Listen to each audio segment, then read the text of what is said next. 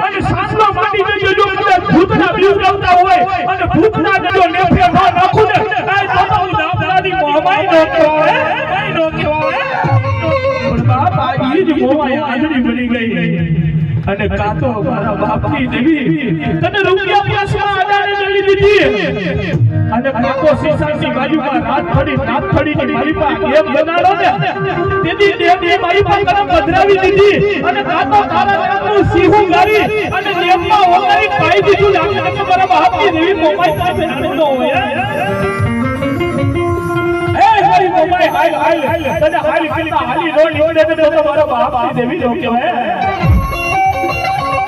અને ઈ મારી મોમાઈ રખી હોય કેવી એ મારા મંગળા રે મારા મંગળા મારા મંગળા રે મારા